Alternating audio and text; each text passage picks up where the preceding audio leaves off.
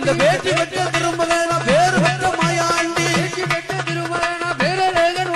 ஐயா சாமனடு சாமம் போலே சாமனடு சாமம் போலே அது சாமம் போலே உனக்கு சதிகாத வேலை